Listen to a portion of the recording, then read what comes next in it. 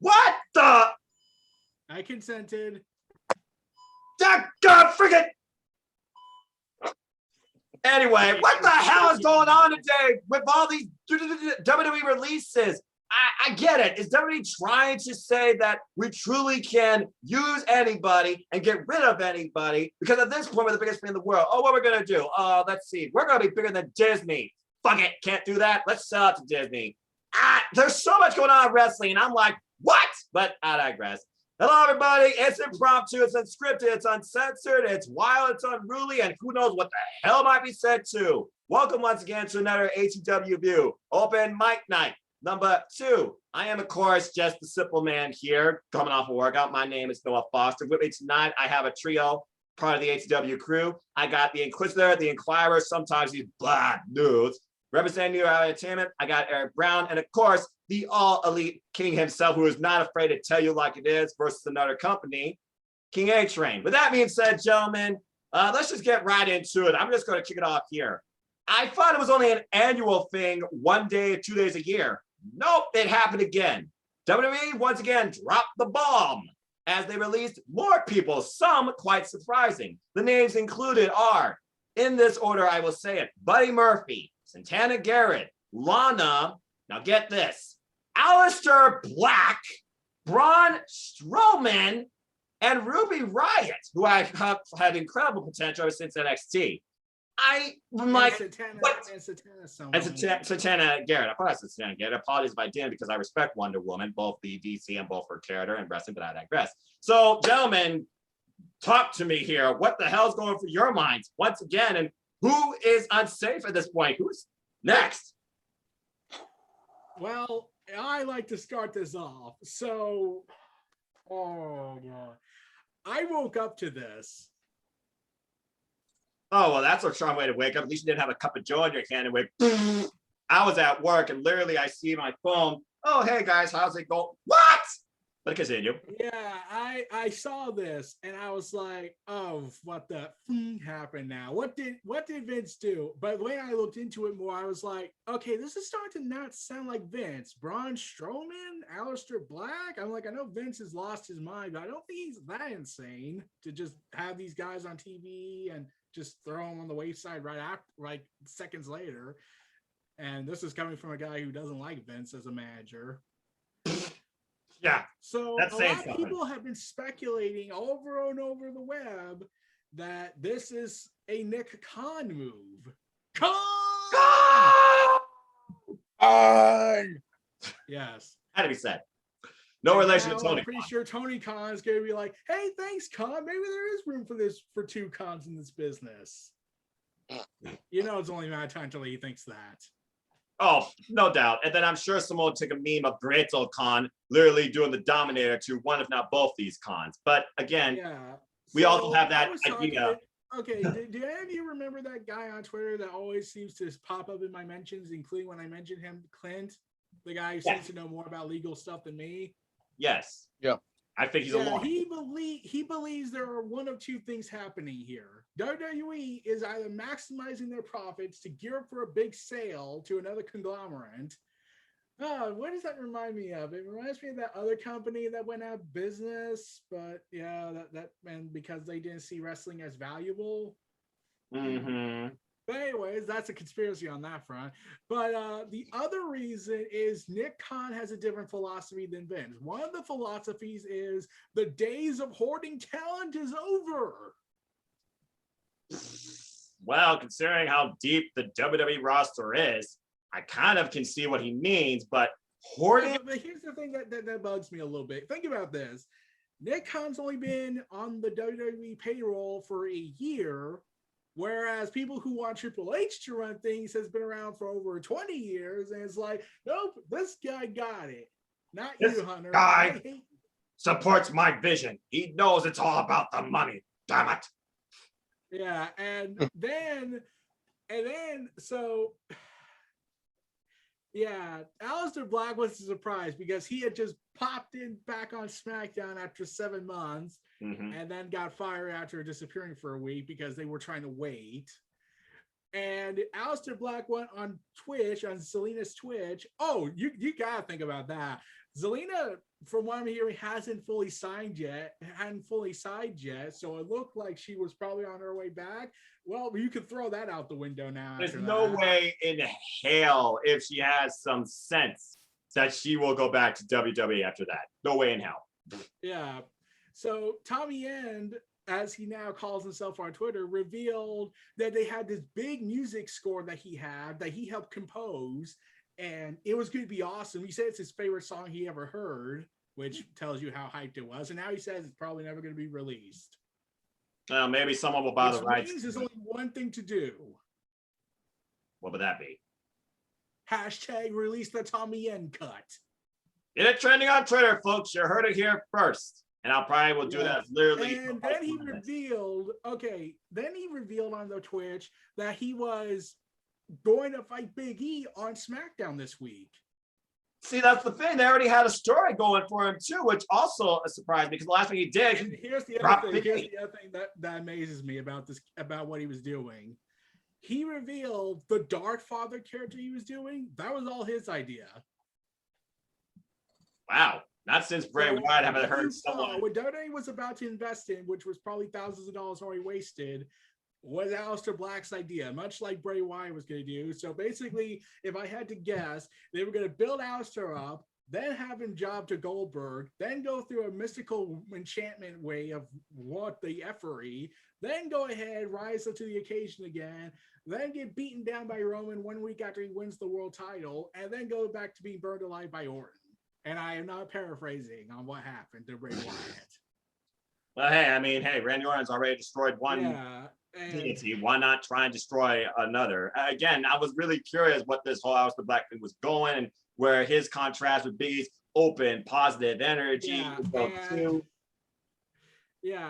then when I heard Braun Strowman was released, I was like, in the championship match, he beat the hell out of Shane. What the hell happened? He was one of the biggest draws in WWE. He's one of their biggest babyfaces. Here's the other thing. Before the pandemic, he apparently signed a 5-year deal, $1 million a year. Well, so much for that. Yeah, and people are bringing up how, remember Braun Strowman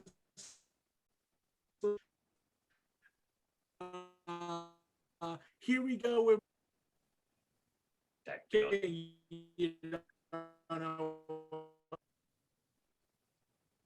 difficulties. You were bugging out there a moment. Okay, did you hear me? That last 2 sentences, you were bugging out a little bit.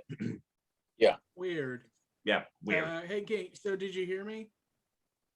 I agree with Noah. You kind of cut out the last 2 seconds of what you said. Okay. Run that by me. Do you remember what Braun Strowman said last year? That about the whole Evil Uno situation about crapping on the hand trashes the independent scene. Yeah. And I was like, now you are one of them. There's a thing in the world called karma. Be careful what you do or say, because it might end up biting you later. Braun Strowman, welcome to karma. Yeah, and then Aleister Black revealed why he got fired. Oh, let me guess. I'm gonna guess here because this is Vince, and you're not gonna say. I got my air quotations ready. Budget cuts. Yes. No, As such, you must cue your mandatory CM Punk promo that I like to post every single chance when they use that excuse. About how he said that when he leaves, it's still going to be the same way. Yeah, me and Clint talked about this for a little bit, about the whole budget cut excuse. And this is what, let me find what I wrote on Twitter. Okay, let me find it. And meanwhile, while he does that, folks, remember on the last open mic night, as King alluded to, this company literally just purchased the rights of their content to be used by Peacock for $5 billion. $1 billion a year. Bingo. Mm-hmm. There you go, folks. But we need to cut the budget down a little bit. It was reported last year that they made over $900 million. That is just an absolutely phenomenal amount of money. No matter how you cut it down on the balance sheet, where it come from, the revenue sources, what's given to the actual people that work there versus their actual costs and their benefits. Okay, so this is what me and Clint agreed on regarding the whole budget cut excuse. If this is in fact Nick Khan trying to get rid of the philosophy, we need to gobble as many people up so they don't work anywhere else and therefore increase our catering budget. I said, why not just say we're consolidating our roster and long-term strategies have been altered that require downsizing? Because when I hear budget cuts, I'm thinking we lost a ton of money, so cuts are being made, which we know WWE doesn't have. I'm about to say, if you have budget cuts, that means you're over budget, so you have to like cut unnecessary expenses in your own business plan. I can't imagine WWE having that. What I can imagine is WWE, they literally are thinking, okay, at this point, I feel like we need to proceed with selling the company, because let's go ahead and let the King talk a little bit, because King, you brought up something very interesting in the chat. What was the Raw viewership this week? And then start off with your take on this. The Raw viewership for this week, fellas, was a total of 1.438, but which in the third hour, it was at 1.168, gentlemen. That's where the third hour of Raw was at. Now, I want to discuss a little bit on that, and then I'll dive into what I was diving on the releases of what we were talking about on this topic. I mean, now people are starting to see why people like myself and many others don't watch Raw anymore, because they give us the same rematches week after week with basically, here, we're going to give you a rematch. You're going to get a rematch. You're going to get a rematch.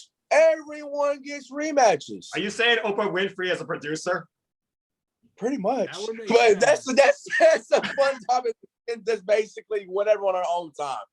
But this is basically their reaction to you get a title and you get a title and you get a title. Well, that's a whole nother topic in itself.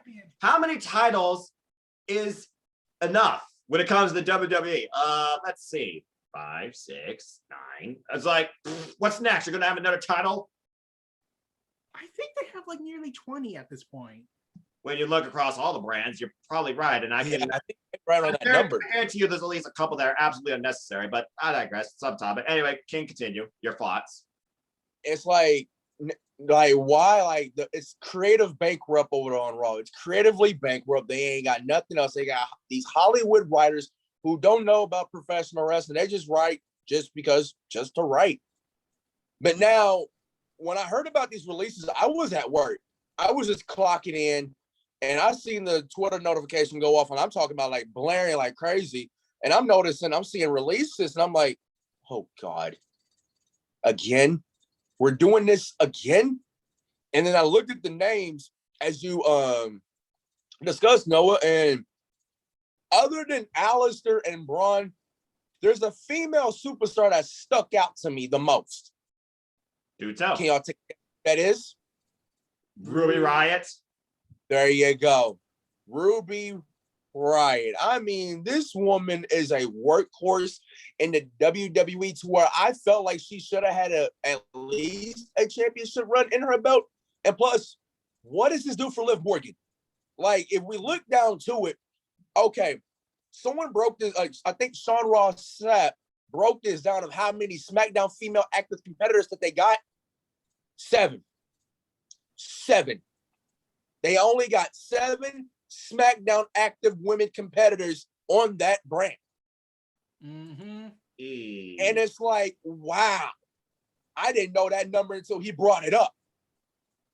I didn't think there were that few. At this rate, and there's only 2 tag teams. 2? No. 3. Maybe 2 or 3. I could be wrong. 3 women tag teams in that tag team. At this rate, you might as well abolish those belts, because you ain't got no women's tag team in that division. They're just basically going to be makeshift, and they're just going to continue with the titles. Like, at this point, just abolish them. Just abolish them. I literally ranted about this with Megan. Those titles don't mean jack shit. They didn't mean jack shit when they were literally controversially not used in NXT. And it's like, yeah, the Riot Squad should have had at least a women's tag team title reign. But now that Ruby's gone, we ain't gonna get that now. I get the feeling Liv Morgan's time is almost up there. I don't know, because they did like produce content for her. I mean, she had her own WWE Network special. Okay, Time Drive Report as a single. Hear me out. Go for it. Okay, what if I told you the WWE Network was producing a series for guys like Buddy Murphy, and it was exclusive in Australia? Right, further marketing, international marketing. They did that. Mm-hmm. They were doing a digital series for Australian viewers, and Buddy Murphy was one of the main stars on it. Gee, I wonder why. Wow. So they said, okay, we got this new content coming out. Let's throw it out now after like 3 months. Because Vince doesn't think it's such good shit. Go figure. I'm like, it was exclusive in Australia, so I don't know what the reception was. Well, again, though, if you want to expand your audience, that is a focused, localized market that literally you could just do all in one thing. And Buddy Murphy would probably be like their biggest standout from Australia, besides my contract. Now it's all for nothing. Yeah, exactly. So, Akeem, continue your thoughts on the other releases. Let's see. Yeah, there was Ruby, and then there was Alistair, and then there's Braun, and it's like Lana. I'm like, Lana released? That would surprise me. That was a head scratcher. She fits everything Vince likes, except that she's in a relationship with Miro. And I bet probably one of the reasons why. But other than that, I really do think when we talk about Lana here, I really do see her joining AEW to be with her husband.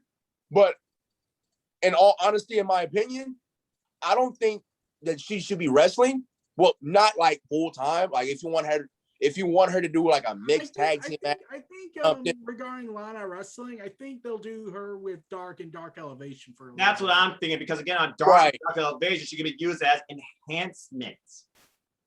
But if you want to do like her manager, yeah, she could be on Dynamite, but will Miro just managing her or something? That's where I feel like it probably Miro don't need her. Like on screen. Also, speaking of Miro, he talked about the releases, saying this: you can't soar with the eagles if you're hanging with the turkeys. Dead birds. Oh, you should see what CM Punk said. Oh, I did see a little bit in the chat, only a little bit. Right, because CM Punk. This is what he said about the releases and about the company. Go for it. It's like a movie with a blockbuster budget and cast, but it's written by a creatively bankrupt nincompoop specifically for an audience of one. In a language nobody understands anymore. It's trash, but people watch it because they like movies. Yeah, that sums up any movie that Hollywood can come up with, because regardless. Guess what one of my followers said? What did my father say? He said, "Oh, so like the Bay Transformer movies?" I mean, to be honest, they are kind of, Control C, Control V. Aha! Explosions! Kiss scene. Explosions! Robots fighting. Kiss scene. Also, I gotta say this. Okay, this was the thing I wanted to tell you guys earlier, but now I want to tell you just to see your faces. Go for it. Oh, boy. Okay, Front Office Sports reported something big with WWE about 12 to 13 hours before the release's cut happened. Guess what WWE wants to do now? Besides sell the company, surprise me. No, well, besides that, probably. They said this was the report on Front Office Sports. Now, let me see your reaction when I read this. WWE is ready to expand from wrestling to a full-scale media universe. Like, the strategy is to become the next Marvel with content driven by characters like Roman Reigns and The Undertaker. We're gonna be Thanos. We're gonna be Iron Man. Did I not pontificate on this on the last ATW open mic? I'm not gonna retort or retcon myself because WWE does that enough. So with that being said, WWE, you're bloody insane. Let me talk to you. The fact that Aleister Black got released, in my opinion, shocks me compared to what they were doing with him on SmackDown. I thought they were finally driving something forward. Braun Strowman, in my made a opinion, song for him just for his character, and then they were like, and now we're never going to see it. I was curious where this Biggie Aleister Black feud could go because they're two incredible workers. Anyway, Braun Strowman, though, I mean, I thought he literally was a pride Vince McMahon prospect because literally he's everything Vince likes. He's a big guy who could do the work, who could be favorable among children, muscular, and sell merchandise. But apparently, and to be fair, I respected Braun Strowman because, again, I thought he was pretty cool at times. But the fact that he also like got his body together too when he returned, he was in a triple threat with Drew McIntyre and Bobby Lashley. I'll admit that match was pretty darn good for three big men fighting. And I can get now he's outside the WWE title picture, so maybe they didn't have someone directly there for him. But out of nowhere, him released that just doesn't add up to me. And a guy of his stature, that's not going to be easy, I feel like, to necessarily find the right fit for him.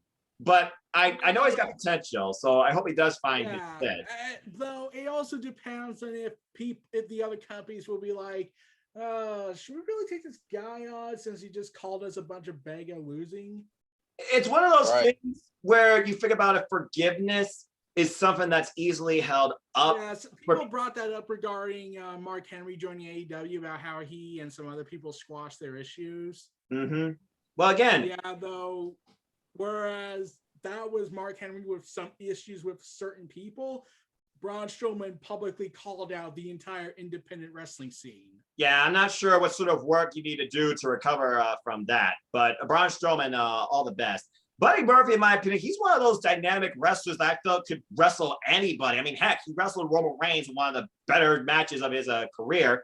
And for a while, they were doing something weird with him and Seth and Mysterios, and then it looks like that all just fell off the face of the earth. So at one point, they were trying to put Buddy Murphy back with Seth. Was like, no. Remember that was not the worst thing. The worst thing was when they were inadvertently capitalizing on speaking out. Exactly, which is the whole dynamic of the age screen that drove the internet up a wall. But as far as Buddy Murphy goes, I see him basically being able to work anywhere. Santana Garrett. And there is one person that said, I would love to fight Buddy Murphy. And which one was that? You'll hear the battle cry. I want to see that match. Yeah, I wrote a list of people I want to see where they go. Right, and we'll talk about that in a moment. I just want to give my brief thoughts based on what they did there. And then, of course, Santana Garrett, you talk about how a while back there was a prospect of recreating a Charlie's Angels group with her and 2 hours in NXT. It looked like they never really did anything with her or just didn't find a spot with her in the evolving NXT women's roster, which I'm kind of surprised by with someone of her experience. And Lana, despite what people think about her and the booking, can't argue that she literally did what she needed to do. And at the end of the day, whether you disrespect or disagree with booking of a character on a TV, there's still people at the end of the day that were living out the dream trying to feed their families. And her and Naomi seemed like they were having fun, legitimate friendship. Well, now Naomi's on her own again. I can only hope this means maybe now she'll finally get what she deserves. That's a push towards the title. And I think that about covers everybody, Buddy, Lana, Garrett, Alistair, Braun Strowman, Murphy. Yeah, so all I can say is it's a really weird 6-group release that honestly, I feel like nobody honestly deserved this. But with that being said, when one door closes, a new venture awaits. Despite 90-day wait, so we know they're not going to show us Summerversary. Let's go ahead and talk about the prospect and the potential that could be awaiting all these great men. Now, Eric, you solely alluded to already Buddy Murphy for one. He could go to AEW and face Kenny Omega. So give me your thoughts on these 6. I know we did tweets regarding like companies. There was one more thing I wanted to mention about Nick Khan. Okay, go ahead. So not only is he the president and chief revenue officer of the WWE, he has been elected to the board of directors. So basically, he's the second most powerful person in the company, almost. Pretty much. Oh, well, good on him. And again, if people think you have to imagine how Triple H is feeling, because it's like, I did this for over 10 years, and this guy comes in for 1 year, and I'm replaced already. Well, we already knew he got demoted, but again, when you have different philosophies versus Vince, you're not going to be necessarily. Yeah, especially since Triple H and Vince are family, so that's going to be awkward Thanksgiving nights I would want to see. every year at holidays in general, I gotta imagine it's awkward with the family in general. Again, this is the most, honestly, this might be the most controversial family in America, and that's saying something. But again, they don't have a reality show, so who the hell knows what goes on there? But I don't know. Right. Anyways, I had said that I made a list of people I want where they could go, and yes, I even included Braun Strowman. And regarding Braun Strowman, like I said, he might have a little bit of an issue unless he apologizes for what happened. Also, I still support the guy even after he blocked me. Well, that's a whole different. Yeah, he blocked me, and here's the thing. I never tagged him in it when I responded about his comment. He had to vanity search. Apparently he was like, I don't need to see this. I don't need to know my name's out there like this. I see it, #block. Again, that's just some way some people react without tagging. But go ahead and give us your thoughts on where you think these all can go. Okay. Braun Strowman, New Japan Pro Wrestling, since there are big men there, and Braun Strowman could surprise us since he has room to fly a little bit. MLW.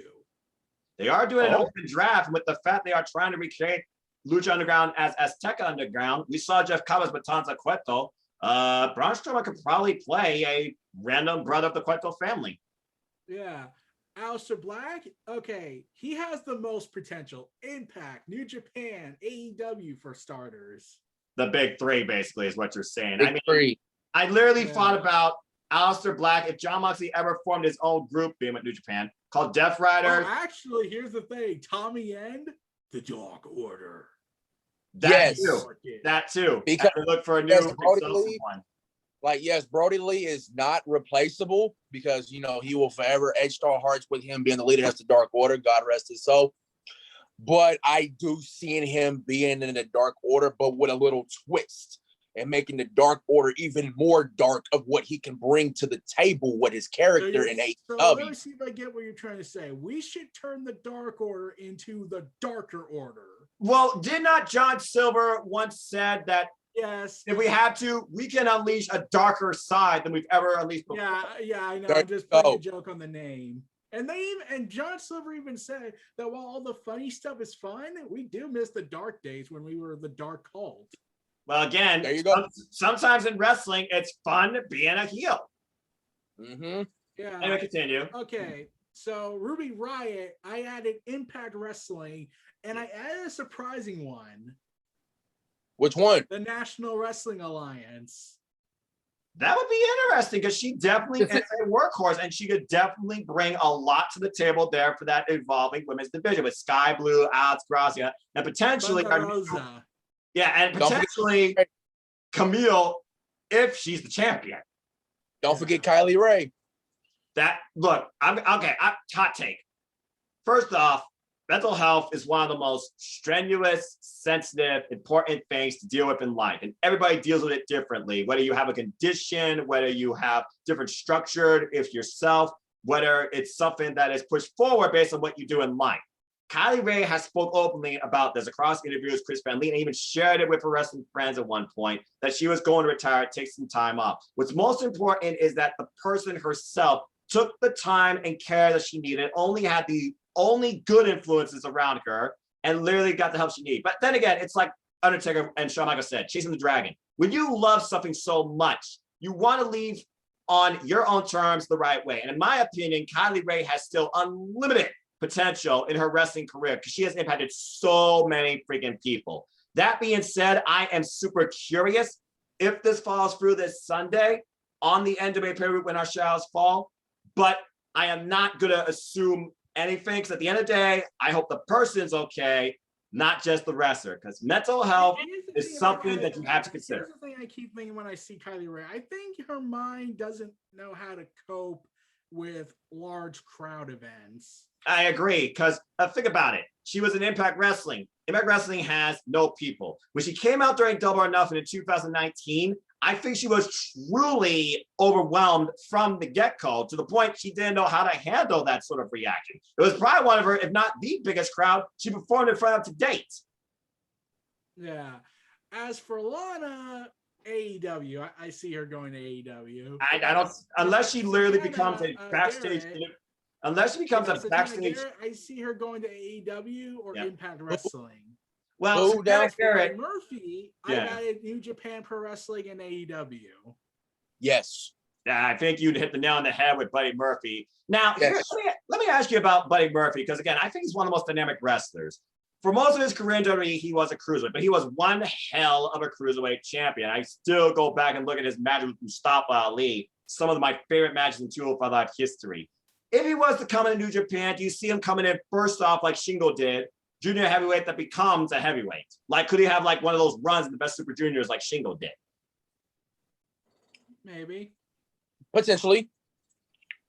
That was my thinking about Buddy Murphy. As far as Santana Garrett, I mean, she formerly worked in Ring of Honor. I would not count out Ring of Honor either, since they are rebooting the women's division. By the way, Ring of Honor has so much internal politics going on. Last I heard, I think it would be best to just like stay away from that for a while till things calm down. But ain't Maria working on the women's division creatively? Yes. Yeah, though, considering the history with Ring of Honor and their women, it's like, we should not go into that. Well, kudos to Maria Kanellis trying to change that, because again, as she also spoke in interviews, she literally is working from ground zero to try and do what her and Mickey, for example, were trying to do in the WWE. And by the way, Mickey James is still somebody we're also wondering where she's going to go, but that was from the previous releases. I loved all your suggestions. As far as Ruby Riott, the first match that came to my mind after a screenshot I saw, and apparently these two faced each other on the indies, Ruby Riott versus Kimberly. Give me that match. Kimberly, in my opinion, is one of those wrestlers that is highly underrated and is a tremendous athlete. And I would love to see what Ruby Riott could do in Impact Wrestling, where the Knockouts division is such a positive spotlight and focus with its dynamic group. Let's see here. You said Buddy Murphy, you said Santana Garrett. AEW, yeah, definitely I can see her involved on Dark Elevation, pushing forward talent. Lana, I just don't want to see her back in that same type of manager role with Rusev, because I don't think Rusev necessarily needs that. I would not mind seeing Lana as part of, like you said, enhancement. The only other place I can see Lana going, and this is a long shot, Mae Valentine's a freaking interviewer in the NWA. Lana could probably do interview commentary stuff there, like Velvet Sky tries on commentary. I think she has a ton of potential to do that, since we know. Yeah, I also was going to put down NWA for Lana, though the reason why I just wrote AEW is probably because of Miro. Well, I can understand that, because, you know, father and, or not husband and wife. I mean, we're also wondering where Zia Trinidad's going to go, and I got to imagine wherever Aleister Black goes, she's going to go. And again, Aleister Black, NJPW, AEW, the man can work anywhere. He could do something wild in Impact Wrestling against, I feel like, Decay or something. But Braun Strowman, that's the weird one, because you know, Big Show and Braun Strowman, they had great chemistry. Big Show, of course, put over Braun Strowman. You wonder if maybe Braun Strowman and Big Show might figure out something to bring Braun Strowman in to be part of AEW. Because I could see that being definitely a heavy-duty force involved in some way with a world of factions. So I feel the sky's the limit for all 6 of these people. And personally, I wish them the best. Now, those weren't the only releases that we learned of course, this week. As AEW has some disgruntled workers, why is it so hard for people to just be nice, considerate people? As it looks like Awesome Khan and Shayna are no longer with AEW. So what are your thoughts on that? I don't think it's disgruntled. I think it's just amicable parting because they haven't been on TV in a year. Well, Khan hasn't, but Shayna, of course. Well, again, pandemic, it's kind of hard to not be, but apparently she had some very what's the word I'm looking for? Intense comments regarding a community that heard about that. I heard about that. Kind of made people think about her in a different way. And you wonder if that was maybe something towards her. But Awesome Kong, that's an odd one for me, because I understand, you know, Glow is over. We're going for pandemic, but I wonder why she's, you know, gone. Because I thought that her and Nyla Rose could have formed like a program or something. She was such a big deal the very first day they brought her in. And of course, last time we saw her, she was written off by Lufer and Mel. Mel, of course, been MIA forever too. But yeah. So does anyone have any further thoughts regarding the releases? I don't know what happened. Right. I think maybe at best because Awesome Kong wants to just retire or something. I mean, at one point she stopped wrestling because she wanted to be a mother. So there you go. And again, how far do you take yourself in wrestling? Former Knockouts champion in TNA, one of the all-time greats. So, I mean, it's an odd circumstance. And Shayna, Get your act. Okay. Oh god. I just found something. Guess what Jeff Jarrett said as part of his indoctrination by WWE. Isn't he still with the WWE on a Legends Yeah, he's contract? been indoctrinated. Guess what he said about Santos Escobar? Santos. Santos Escobar. What did he say? I would like to see him on Raw or SmackDown. Well, that's the way people think when it comes to NXT talent. Would they be great on Raw or SmackDown? SmackDown, maybe. Raw, you're doomed. Which leads me to this topic on behalf of our queen, Megan Chiba. This is for you.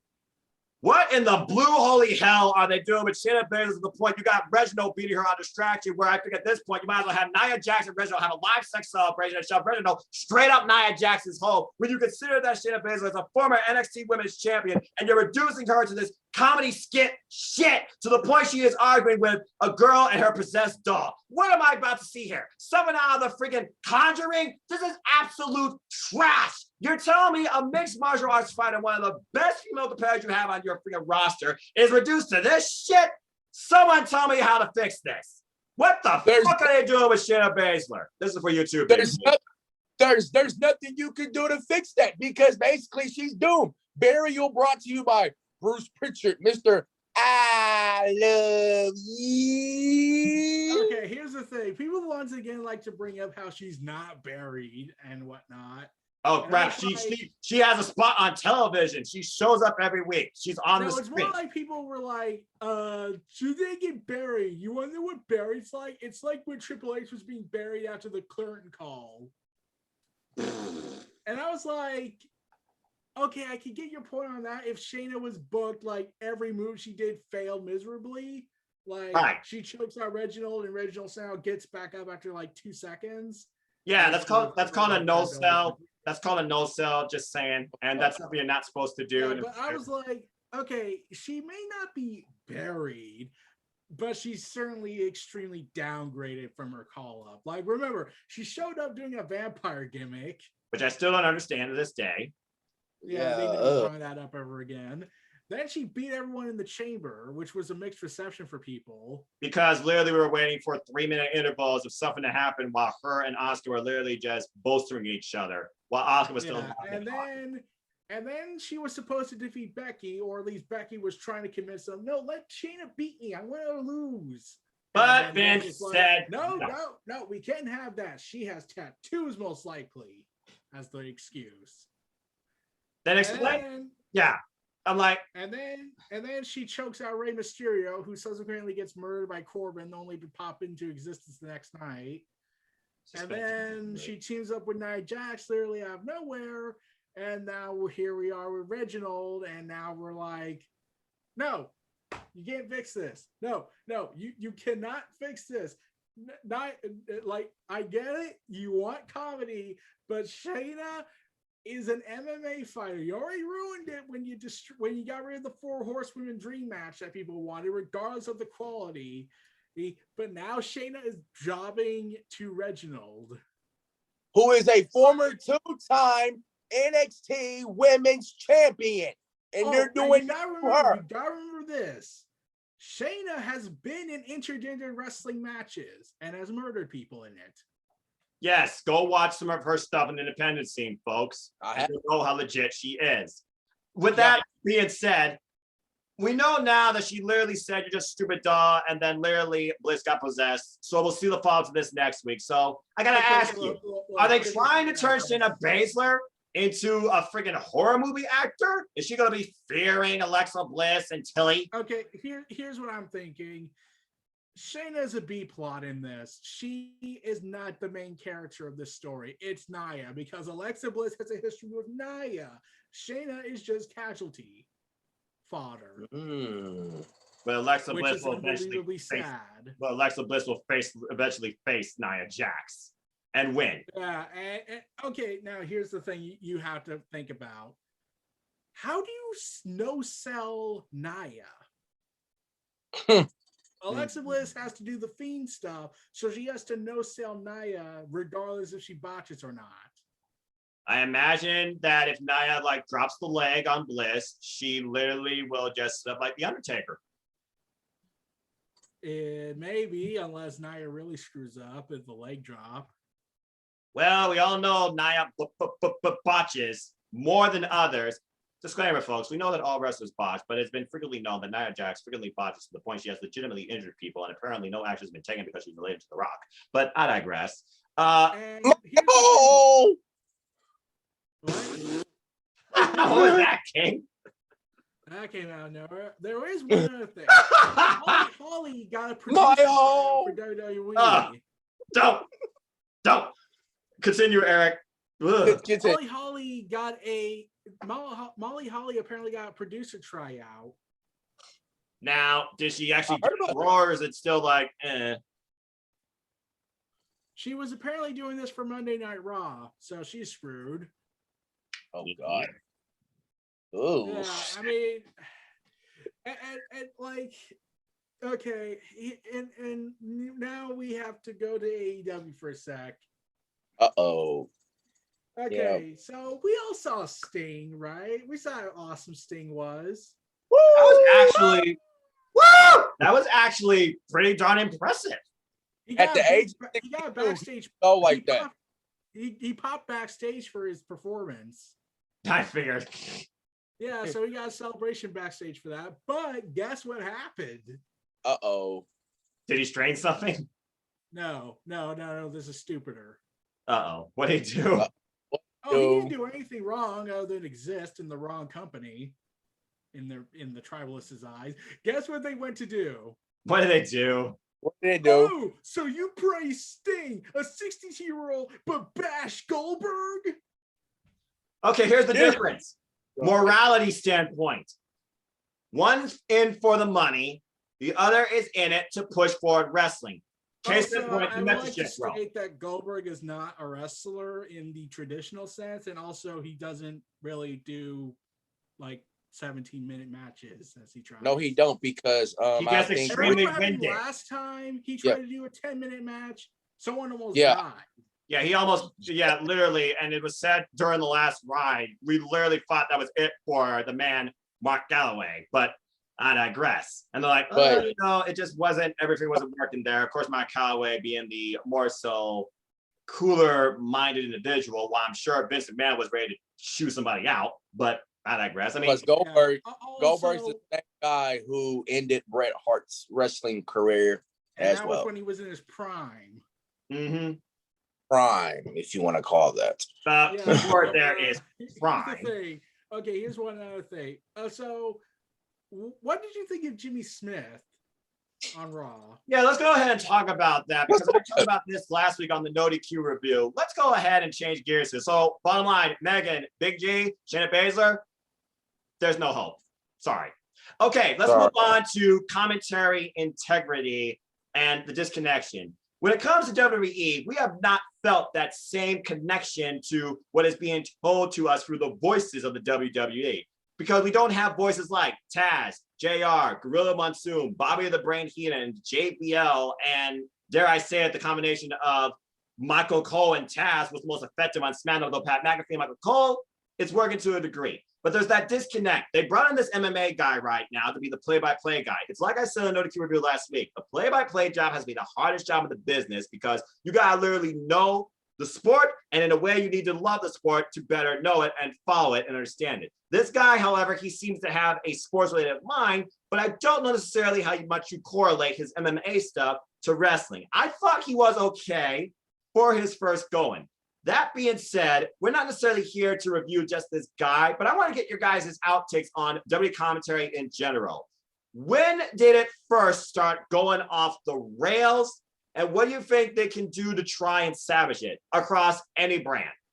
Well, okay. Speaking of Jimmy Smith, I didn't watch Raw. I don't watch Raw anymore, because if I do, I'm pretty sure I'll die. I looked at one highlight, because I will say this. Randy Orton is still one of the most consistent workers during this pandemic. And so far, he's adapting to everything around him.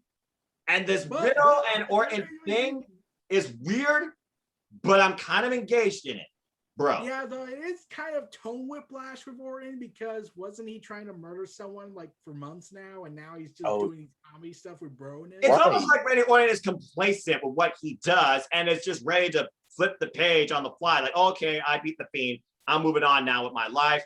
Oh, this Riddle guy, he's got potential. I want to work with this guy. And here we are, future tag champs calling it now. But anyway, continue your. So, okay. Jimmy Smith. So I didn't watch Raw, and because if I did, I'd probably die. Right, I will at least give WWE credit that the Department of Defense can weaponize it if they so choose as a weapon against humanity. Oh, good grief. Sounds like a torture chamber device, but continue. Yes, that too.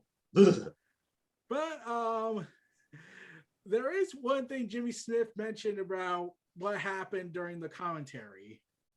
Uh-oh. What he said? Oh boy. Nothing bad. He said this, and you can take it that what you want with it, but Jimmy Smith said he found Vince McMahon in his ear helpful.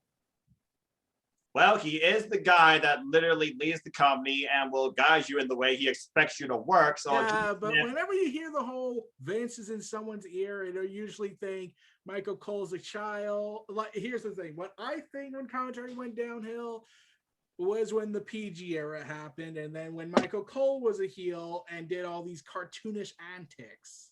Oh, it was the year of WrestleMania 27.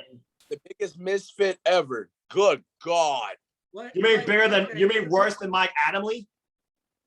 Oh, when he said Jeff Harvey. Oh God. And let's not forget, he was the general manager that brought us the greatest pay-per-view ever. Fatal 4-Way. Okay, here's the thing about Mike. Okay. WWE was like, okay, he sucks on commentary. Okay, just have him be the general manager. He can read off of a clipboard to read scripts, and I somehow still screwed up. And then he said, I quit. And whether or not that was scripted, because he's like, I'm not going to let this job corrupt me or not, I don't know. But Matt Gamley, love your American Gladiators. You are not a wrestling commentator. But anyway, you're not. Yeah, but yeah, I remember the coal mine. I remember Michael Cole and the JR Michael Cole stuff made me cringe. That was definitely one of the worst times of my life. Continue. Yeah, and the Renaissance almost happened during the Ryan Ward SmackDown with Mauro Ranallo. Then JBL being an a-hole ruined it. Yes, Ranallo, the last great voice of the WWE. The last great voice of the WWE commentary since good old JR left. Yeah, and now Mauro Ranallo is back in commentary, and now he's happier than ever. And also, he got his passion back thanks to Kenny Omega and Rich Swann. That was a damn good match. I still go back and watch that match every chance I get. So do you think there's any way to savage commentary in the WWE? Okay, that's the tough part, because you got these guys who are not wrestling people, but are told, come on board and whatnot. So unless you really love wrestling, that's the big difference. Like Michael Cole, he wasn't a sports commentator. He was an interviewer, but he loved wrestling and passion and whatnot. So he at least tried to put in the effort. And then it became robotic and monotonous. Yes, and then now WWE is operating under the philosophy of put a gun to someone's head and then we'll see if they'll make magic. If not, then we'll pull the trigger. And then we'll probably screw it up and miss. So how long you giving Jimmy Smith? Let's see. Well, he had a much better debut than what the last guy was. So I think he has a shot to stick around a little bit longer. He has some energy. But due to the increasing decline in WWE management with Nick Khan on the rise, I wouldn't be, considering how much Aleister Black, Braun Strowman were on TV, I wouldn't be surprised if Nick Khan said, no, we gotta get rid of this Jimmy Smith guy. Right, because he doesn't fit the mold. All right. Or like it's part of a downsizing plot. Like like I said, there are speculations that WWE might put themselves up for sale, and people have jokingly, ironically said, what if it was Disney that bought them? I keep saying that. I think Disney will do it. And then next thing you know, we'll have WWE content on Disney Plus. Oh, you want to know what could be worse? Go for it. Imagine Mickey Mouse as general manager. You may kill me after that. I got you. I got one better than you. Imagine a John Cena return. We have Mickey Mouse versus John Cena at WrestleMania. No, it would be No, John no, Cena. I got It better, would be I got John better. Cena. I got a worse one. I'm just gonna say this real quick. It'll be John Cena, Sim, and Mickey Mouse from The Miz. But anyway, continue. I got something far worse than that. Go for it. Go ahead. Lay it on us. At least John Cena will beat up the mouse. Anyways, what if Jillian Hall sings "Let It Go"? Oh my god! Oh my god! I went there. I have unleashed a new weapon of mass No, my mutually lord! assured destruction. You just set up a freaking winter cosplay Christmas episode of Monday Night Raw. God! I have unleashed the darkness. Oh my horrible. god. What you just did was probably, if that were to ever happen, my ears will be bleeding all the way down to my chin. At least, That's what's going to happen. at least Vicky Guerrero only says 2 words. God. Anyway, King, you now have the floor. I So, have unleashed mutually assured destruction. and you probably also just did in the future. Lord help the WWE and all who work in it. Yeah, also, one last thing. Raw. Okay, there's an incident with Raw. Why am I not surprised? Right? Okay, so remember when the opening segment was Ms. TV? Isn't that Yeah. usually a thing? Yeah, well, Vince was pissed. With Miss That's TV? right. Oh, yeah. You Why wanna know why? Yeah, he uses Well, Miss to clearly pontificate his points. Okay. The opening segment was too long. Monday Night That was Raw, Vince's too long. complaint. It went around 8 to 10 minutes longer than initially allowed it. Seriously, the initial segment usually goes for like 15 minutes. But yeah, No, he wants to get it. WWE was like, nope, you went past the time, so we got to punish you. So it looks like Nikki Cross is going to get buried again for this because they'll blame someone. Again, the only clip that I looked at was the one thing that actually intrigues me in Monday Night Raw, and that is RK Bro, and that's when I heard Jimmy Smith's voice. And so far, now I've seen Riddle use the RKO, and Randy Orton use the Bro Derek. Future tag champs, that's all I gotta say, and that's the only thing that matters in Monday Night Raw. That's it, that's all. King, what is the disconnection with you and commentary? I mean, we look at all 5 of the WWE brands. We got this Jimmy Smith guy on Monday Night Raw. I'm sure you look at Raw a little more than me, because again, the only clip that I only looked at one YouTube clip, but I also see you still have that same picture of the Raw logo with 3 certain words. That being said, let's not just focus on one brand. Let's focus on the entire company's commentary outlook. Give me your thoughts on the current state of commentary. Where you think is the strongest, the weakest, and what would you do to salvage it, if anything? Now, in my opinion, though, I do want to give you this thought. Samoa Joe worked for the company. He was a wrestler and he was a commentator. In my opinion, the biggest connection you can have with wrestling and its fans is have the wrestler as a commentator. That's why I think Samoa Joe offered so much to Monday Night Raw commentary. Do you think? Didn't CM Punk hate his time as commentator? What's up? Didn't CM Punk admit he hated his time as commentator because there was an old man yelling in his ear? True that, but it looks like Samoa Joe was on better graces with Vince for a longer part because he was a longer part commentator. Yeah, I have a hard time believing that, especially every time when I remember that whole, even Bruce Pritchard was like, hey, Vince, why do you think Samoa Joe is a fat Samoan? Like, yeah, and also, like, I'm a kiss ass. And Vince thinks literally like a Samoa Joe, like he looks better right here in the commentary seat. But you gotta admit, while Joe was on commentary, as far as we heard, he was great. So King he went through a storm in a poncho. He could have been struck by lightning. Poncho Joe. But King, regarding making a wrestler a commentator, male or female, what's the best? What's the worst? How can you make it better on the worst cases? Give me your thoughts on the state of commentary throughout the WWE. Okay, so I'm gonna do this by like best to worst is what I'm gonna do this, and I'm probably gonna give a brief thought on the best to the worst of who I say and whatever. The best right now is NXT because you got, in my opinion, you got 2 wrestlers who are commentators now, and Wade Barrett and Beth Phoenix, and they know what they be talking about in the ring as far as the moves and the storytelling. And Vic Joseph, I think he's okay. I think he's improved a little bit in my opinion. I've always liked Vic Joseph, to be honest. I mean, Vic Joseph, in my opinion, yeah, he's not great, but he's decent. In my opinion, he's decent. He's manageable. He's listenable. Fair enough. And decent SmackDown. I hate to say it, But when it comes to Pat McAfee and his little, genuine responses here and there with Rick Boogs and Shinsuke Nakamura, I gotta admit, I like Pat McAfee on SmackDown. He draws me in for some reason because I guess some, if like you said, like you touched on, if you love the sport and you have the passion for the sport of wrestling, then it draws your attention. Mm-hmm. So, and with Pat McAfee, I feel like, okay, he's going to stick around long, because this dude just got through, like, not too long ago, having a match with Adam Cole, baby, in a very darn good NXT match. Very darn good from Pat McAfee. Still can't believe how good that match was from NXT TakeOver 30. Continue. Like, and that's what I think his passion, like, it really showed that he loves wrestling. His passion is there in the ring, and he brought that to commentary, and it's basically like, I can watch SmackDown a little bit more than besides Roman and Sasha and Bianca and others.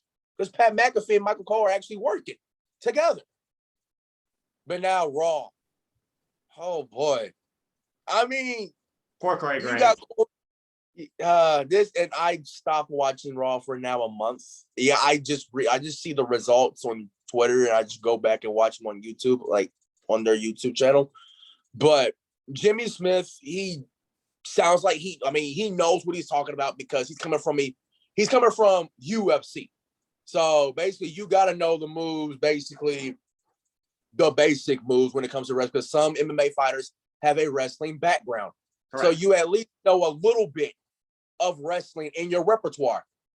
But also you got to deal with you got to tell the story in the ring, and he's working on that. I mean, it was his first time on the job, on the main roster, because we've seen this guy as stand and deliver on the pre-show with Wade Barrett.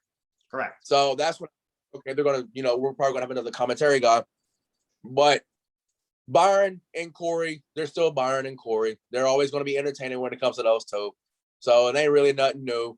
But my thing is, why did y'all fire Tom Phillips? Why? Why did y'all fire? Like, wouldn't you need like a backup plan if you lost Jimmy Smith? Yeah, I would think that Tom Phillips was the backup plan of Michael Cole, because isn't Michael Cole's whole job right now to find the next him, because he wants to go actually backstage? He's been at it for 20 years. Also, exactly. Hasn't he also expressed frustration with WWE at some points in recent times? I feel like at this point, Michael Cole is just fed up. Michael Cole, who is one of Vince's favorites, is saying something by force if necessary. Also, I went on cagematch.net. I just found out something about Raw. Uh-oh. What'd you find out? Only one match was past 10 minutes. Again, see, I'm going to guess. If I have to guess, main events. If I have to guess, my mind drawing a blank. Lay the information out for me. My mind drawing a blank. McIntyre defeats Kofi. That lasted 22 minutes and 40 seconds. That Which was I hate McIntyre and Kofi are workhorses. Continue, King. Yeah, but here's the thing. Say this, and I watched that match. Right, that's the only time I watched the Raw was that last part, like that lasted that third hour. That was actually a darn good TV match for 22 minutes. With commercials. With commercials. They took away from it, but it was still a very good match nonetheless. What else you got in your mind, Eric? But here's the thing.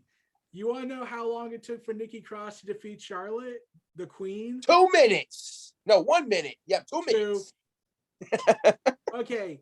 2 minutes of Nikki Cross versus Charlotte Flair. Randy Orton versus the Woods, 9 minutes. Again, well, Randy Orton slows the match. So methodical. 9 minutes. More methodical with his stop. Longer since it's Orton, but guess how long it took for Reginald to defeat Shayna? I heard. Now, again, I didn't watch, and again, I have no idea what these timelines are. So this would surprise me. Go for it.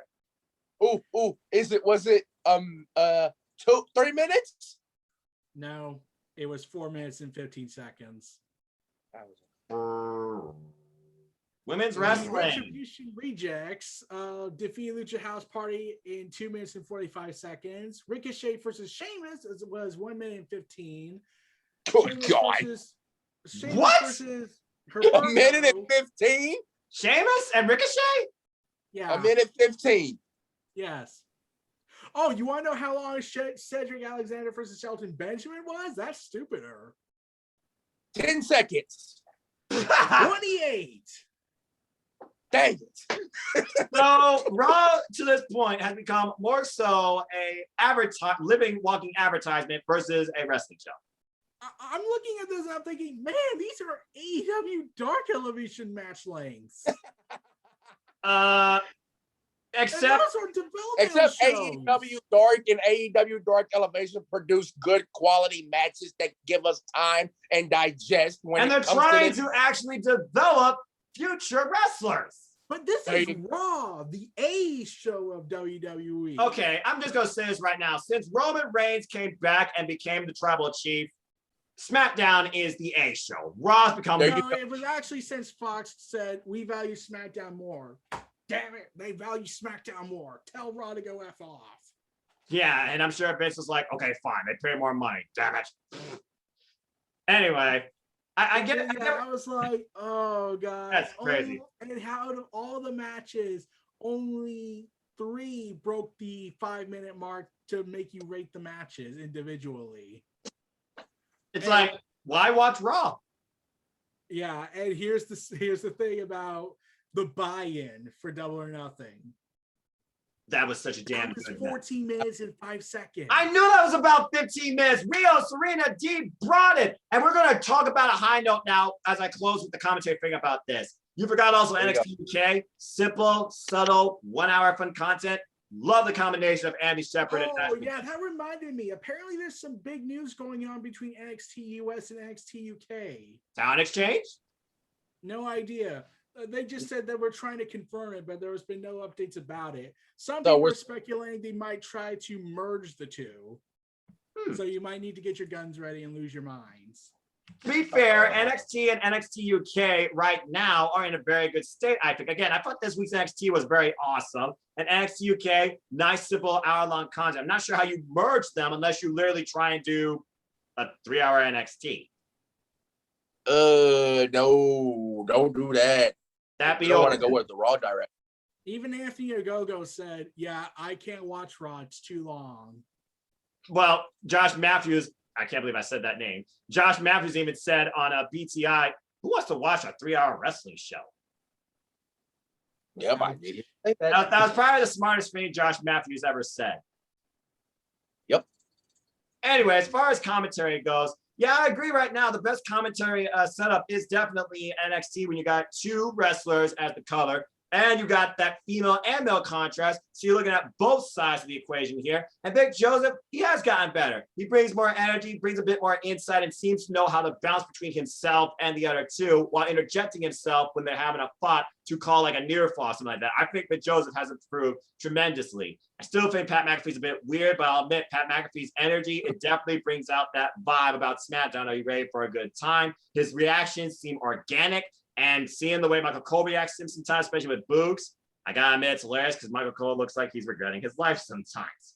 Raw, I don't know if they'll ever fix that. Honestly, the best set they had was unless they get a bigger deal than Fox's deal with SmackDown, then they'll take it seriously again. Right, but the last time I thought it was okay was actually Tom Phillips, Samoa Joe, and Byron Saxton.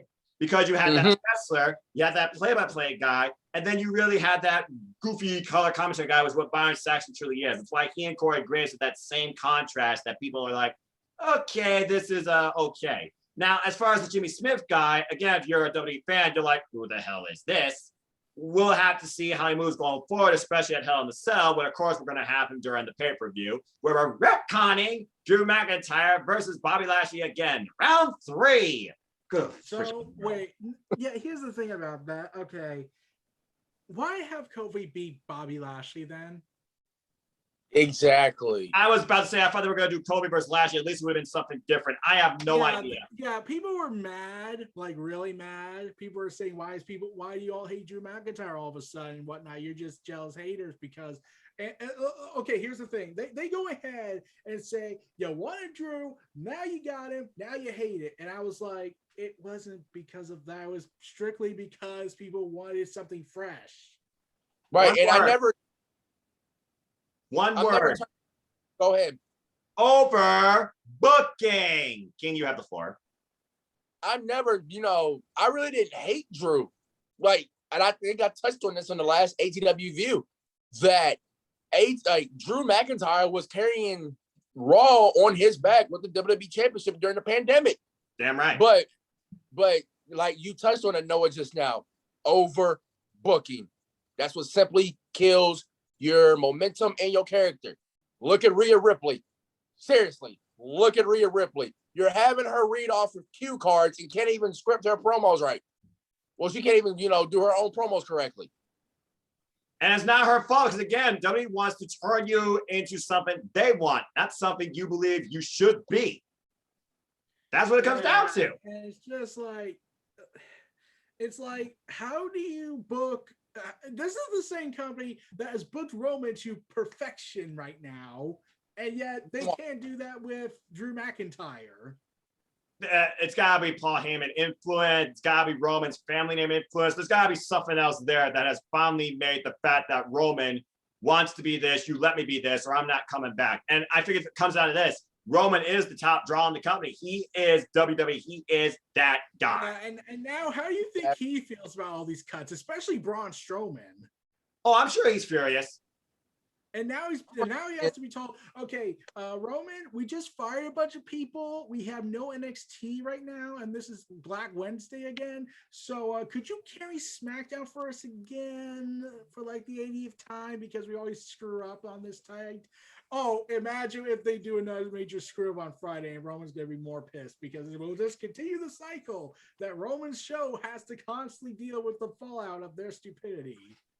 And Roman will have to bear that pressure in the name of his own family name's pride and the connection of wrestling. You want to know the sad thing? The sad thing is Paul Heyman and Roman are now joking about it. They're saying like, yeah, he's literally carrying everything. Yeah, they're done. They're over it. They don't care. It's pretty much over at this point for them. So yeah, bottom line, commentary. Strongest in NXT, NXT UK, Raw's figured it out, SmackDown, you're okay. So not everything is okay, but at least some stuff is okay. And as far as Monday nights, there's only one thing that matters with my Monday night. Hashtag I'm all elite. And that's AEW Dark Elevation, AEW Dark, where we groom the future, get quality matches. Everybody seems to get a fair shot to try and really bring out what they are. Rubber Renegade, for example, 2 great matches across both nights. Definitely one of my favorites, not just from the Ohio area. Jungle Boy, tremendous momentum, true original AEW risen, grown star. And we just came off a tremendous pay-per-view that reminded us why we are for wrestling fans in the first place, from Double or Nothing, with a full crowd where it was energy nonstop the whole night. The pay-per-view, there was variety, top to bottom, top quality matches and storytelling. You could have asked for something better as a pro wrestling fan. That being said, AEW, they're going back on the road. And this week, we kind of got a tease of what they might be doing going forward with these other platforms, considering how much content AEW gives us. They're planning to change things up as far as how they handle Dark and Elevation. Now, we saw literally both these shows. They were about hour to hour and a half, which I'm sure was a welcome change for people like us that are like, okay, we watch so much wrestling already. We love AEW brings, but can you like lessen the quantity down a bit? And they did. So, King, I want to start with you because, again, you're definitely all elite because you literally and I talk about this. Give me your thoughts on what you think they're going to do maybe with Dark and Elevation. Dark always been like that show they tape before and after. As I went to a Dynamite, give you a few matches before and after a show. Elevation, though, should they just maybe focus that on like the Florida area and like, record like matches, content in advance, or like scripted or not scripted, but maybe like done it like at the factory. Give me your thoughts on how you think they should handle Dark and Elevation as they go live. Casey just messaged us on Twitter. Oh, what did he say? He says I am not sure. I'll just tell him while you're speaking that we're doing it right now, but you can drop in. Yeah, absolutely. I mean, go ahead and interrupt us, preacher. But anyway, King, give me your thoughts on Dark Elevation. How you think it should be handled going forward? Now they're going back on tour. According to what I read, they're even handling Dynamite right now ahead of touring, recording multiple sessions of Dynamite right now. So it looks like things are really changing, but I'm curious how they're going to handle all this content. Like, I think you pretty much just said it for me. I think, because Dark yesterday was short. Like, it was like an hour. 5 matches. 5 matches, only an hour. And I was like, really? Could we be getting a tease of what's to come? I mean, yes, I am all elite. Yes, no, it's me. We're basically everyone here is all elite when it comes to this family. And I think they should lessen the quality, like lessen the time frame. Give us an hour on Dark, maybe an hour 30 on Dark Elevation if you really want, to push that, to get people basically say, oh, we're here on Mondays. Come watch us on Mondays. You don't got to watch that other company and be miserable. Come over here and watch us on Mondays to where, we can show you a good time. We can get you, into these matches and get see some future stars that you'll see on Dynamite. And welcome to the forum, Casey. Welcome, Casey. Good to see you. What's up, Fouls? We're talking about ATW Dark Elevation, ATW Dark. How should they handle it going forward as they're about to go live? And you're here. You can let your frustration and anger come out too. Yep. Oh yeah, because I'm definitely gonna throw it back to you regarding at least one of the other topics. And I'll have one of the gentlemen decide which topic that is. But King, continue your point on the good stuff we're talking about right now. How ATW is going to handle their other platforms as they go live. And plus something boggles my mind. I think somebody touched on this because I'm also with other people who talk about AEW. I think one of the people mentioned to me saying it's boggling that Kenny and Jungle Boy are going at it in 2 weeks, which kind of makes you wonder, what do they really have planned for Kenny when they go back on tour at Miami? Because when you think about it, Kenny and Jungle, yes, it's going to be a classic match, no doubt about it. But it kind of makes you wonder, what do they have planned for when full crowds come back, starting with Miami, when they go back on tour for the first Dynamite? Like, are they really going to plan it out to be a big Dynamite as, welcome back fans, all around the world on a full tour and basically give us a stacked show like they've always been giving us, but this time with a full crowd? Or basically, and I think I touched it with them on one point, could we be seeing some NJPW influence come on the first Dynamite back on tour, or an Impact? Like, have they been saving up for this moment? Because think again, fellas, we have not seen a Knockout come to AEW. We've seen few of New Japan, like Kenta, Leo Rush, which, man, I was shocked when Leo Rush came out as the Joker. Okay. But we'll talk about that, when we talk about this. And let's see, Yuji Nagata, Ren Narita, and who else? We've seen Danny Limelight, Danny Limelight on a few occasions. And Rocky Romero. Rocky Romero, which we had Roppongi come back on Dark. That was such an incredible moment. Roppongi buys to play the music. I was marking out. There, I said it. Yeah, I said it. But back to what I was saying about Dynamite, are they really saving up to where, okay, we're going to go full force and basically we're going to give y'all what y'all been wanting for this first tour back for Dynamite? To me, I feel like that's what they're doing. They're giving us teasers of, okay, we got Kenta, we got Rocky, we got Danny, Leo, and others. Are we finally going to see an Impact Knockout crossover? Because I know I've kept talking about this. I want to see Big Swole and Red Velvet versus Fire and Flavor. You got to run it to me.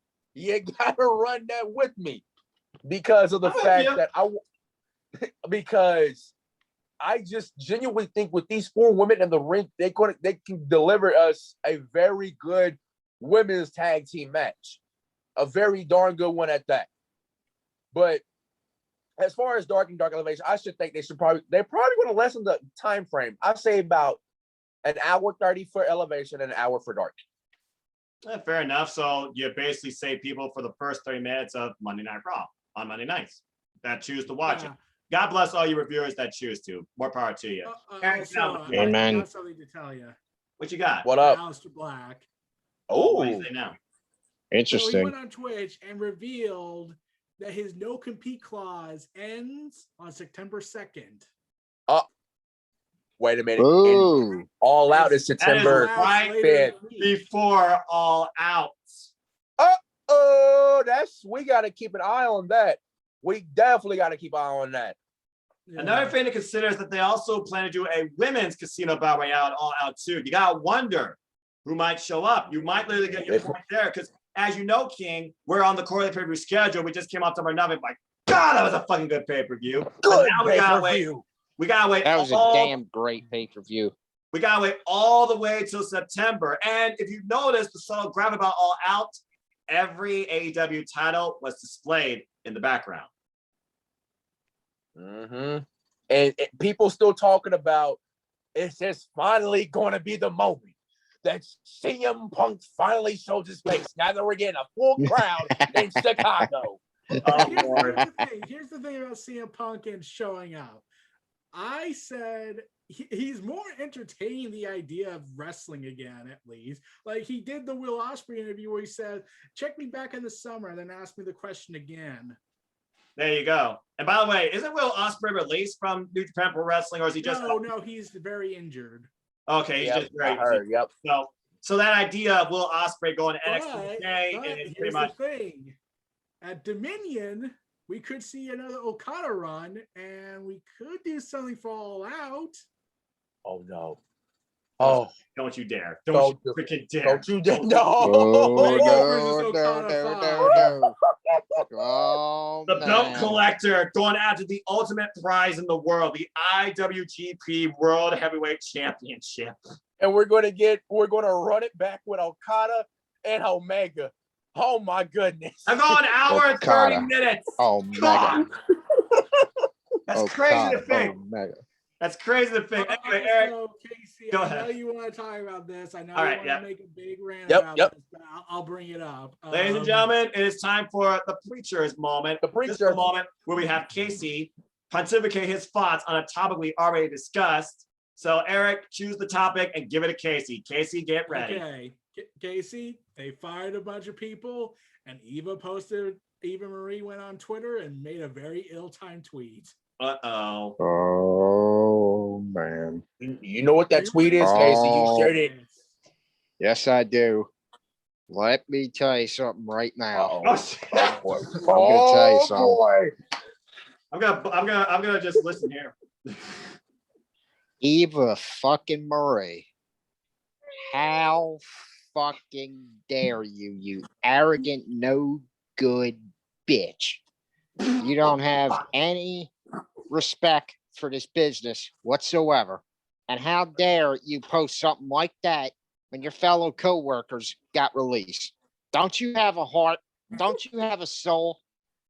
And Ruby Riott, I mean, she is a phenomenal wrestler, and she can run circles all around you, and so can these great woman wrestlers, female wrestlers that they have now. So, Eva, I advise you to please shut the fuck up and let everybody grieve in peace about their firings, because nobody wants to hear your bullshit, because nobody gives a fuck what you got to say. Okay? So, Ruby Riott, Godspeed, sister.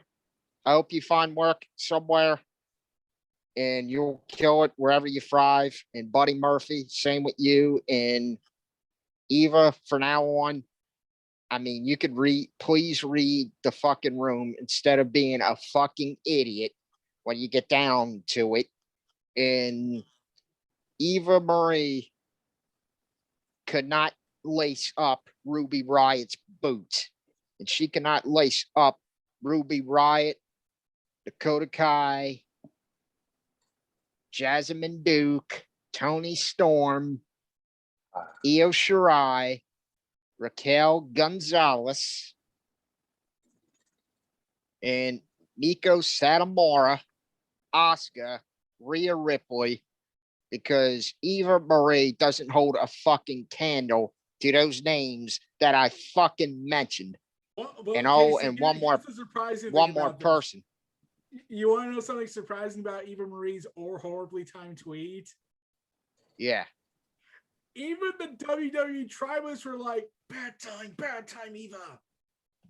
That tells you good. the tribalists actually show Even the humility. tribalists are pissed. Yeah, no, that's actually shocking. Good. That makes me happy. I'm very glad to hear that. Guys, I need to tell you this. I know what will kill SmackDown. Not even Roman could carry it after this if they do this. What is it? Open to working with WWE a little bit more. What? Oh God, who? Oh. Who? I don't like it. Let's like join our Logan Paulers. No.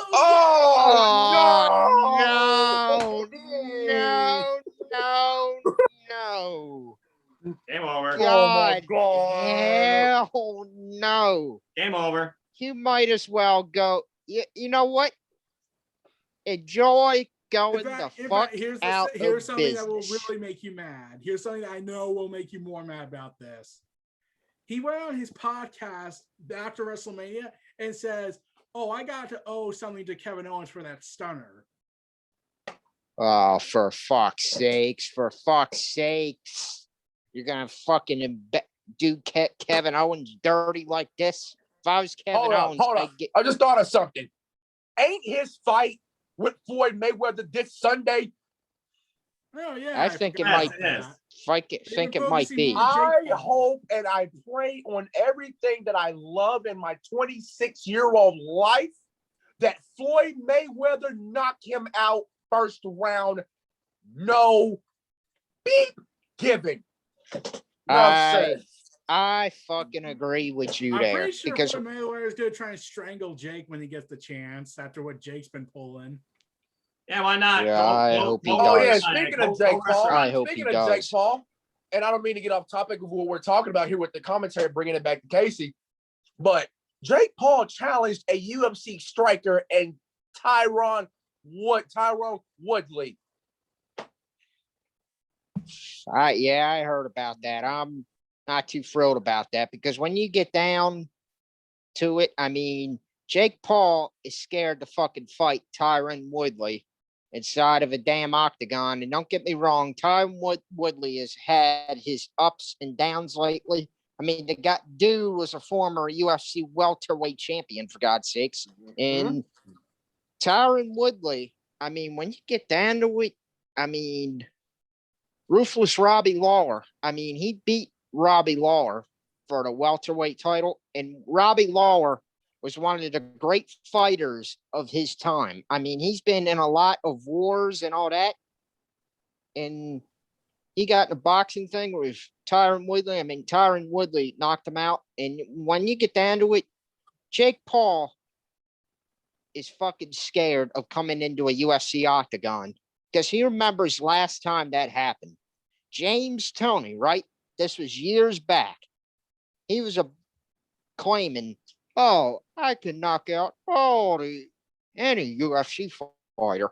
I mean, real arrogant. I mean, never did MMA in his entire life. And when you get down to it, one of the all-time great legends and Randy Couture answered that challenge and absolutely destroyed James Toney, like on the ground, standing up and all that. I mean, Jake Paul, I mean, yeah, you may survive in a boxing ring, but you never survive in an MMA cage. It's friggin' excuse my language here. I was about to cuss. The with Floyd Mayweather is because Conor McGregor was like, "Yeah, I'm not throwing my dignity away for you." Right. I say Conor's too worried about he's focused on Dustin Poirier next month. Got a third fight. Imagine if Logan shows up on SmackDown and challenges Kevin Owens. And Sami Zayn dancing. God. dances. No, not Sami Zayn dancing Nah, again. fuck Oh my out of here. God. Fuck I'm just outta saying, here. guys, I'm literally looking at a page of the SmackDown roster. They got allegedly 5 tag teams, as you alluded to, 8 women and 12 men. That's it. So let's see, Wow. 12 plus 8, well, 12 plus 7, 19. Because I said 7. 19 plus 5. Map is hurting King's brain. It's not even Steiner map. Wow. Also, Casey, you're gonna get mad about this. Just Go ahead. about 12 to 13 hours before the big roster cuts at the hands of Nick Khan. You want to know what WWE wants to do now? I can't hear a word you're saying. Okay, Casey. So about 12 to 13 hours before the cuts Right. were announced, WWE reportedly by Front Office Sports said something about what WWE is now planning to do with its intellectual properties. Oh, wow. They want to change. Huh. They want to no longer be a wrestling company exclusively. They want to be a full-scale media universe, basically the next Marvel. I literally said this last time, Casey. What? Men, and I said what they could not be and try to stop being. I literally said this last time in the ATW View. They want to Wow. go ahead and guess who they want to rely on to be that expanded universe of characters. You want to know who they want to rely on? Who is it? Roman Reigns. That's to be expected. But Casey, you might hate who the other guy is. You want to know who it is? Yeah, please do.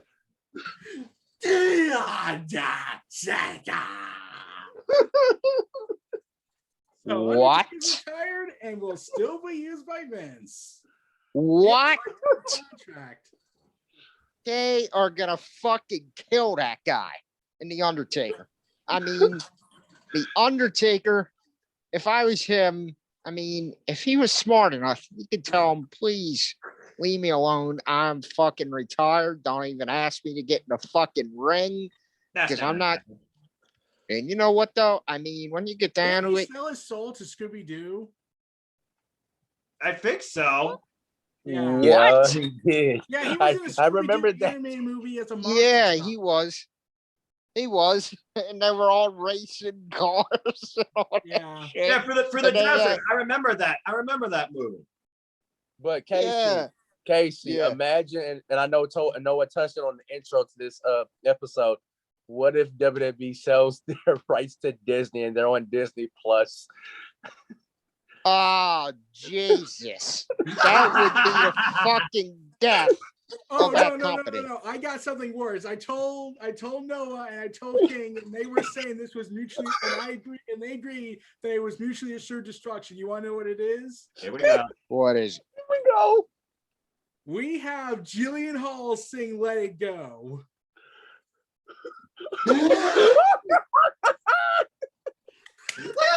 What is this?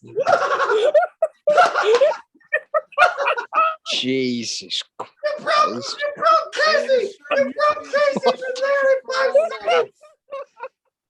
Casey's Oh my like, oh, God. what the? He has the sound out We of gotta hear that fucking voice. We gotta hear that voice just singing and let it go. I mean, they might as well. They might as well turn the ramp into fucking ice and allow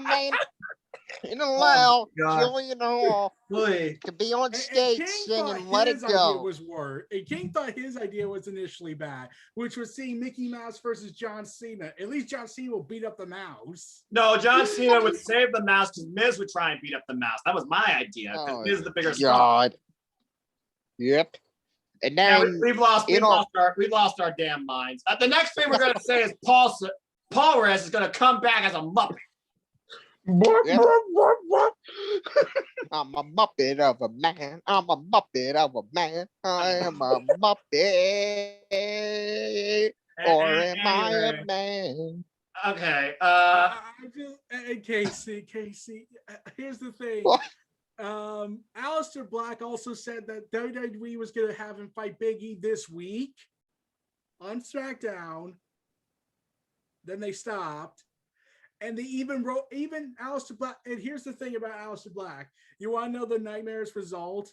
They were going to let him do whatever he wants. They were going to, the Dark Father character was Aleister Black's idea. Wow. So Aleister Black basically treatment. was the second person to have his own creativity be the driving force of him and WWE. That Vince is like, nah. He was even helping compose a new theme song, and he said it was the best he ever heard, and they'll never see it. So I say release the hashtag, release the Tommy N cut. Exactly right. I say release the unheard theme song of Aleister Black, Tommy N, on YouTube, and let us hear what his entrance theme sounds like. Yeah. So and everything's just lost in WWE. Like Nick Khan has gained more power. He's now part of the board of directors. So now he's like the second or third most powerful person in the company. That place is going to shit before our very eyes. I'm not gonna lie. That place is going straight to hell. I mean, AEW has gathered, had became the new kings of professional wrestling when you get down to it. That's a bold statement. Because Tony Khan gives a shit, and he gives a shit about fans that watch his product, because Tony Khan knows the fans are the verdict, because he knows that he needs to put out on the best product out there so he doesn't lose viewership. Because when you get down to it, Tony Khan wants to maintain that viewership to AEW, because that's why they're doing things a lot differently, and he's a very smart businessman. Here's the thing that Tony Khan did do. Remember that commentator that mocked Hikaru Shida's English attempt? Yeah. Well, guess what he did? Guess what? After the firing of that commentator, and King, I'll let you talk. Tony Khan revealed something during his press release. He said, I went to Hikaru Shida and apologized for that commentator's behavior. Classy guy. Directly. Class. Okay, King. What's the thing you're hyped up about?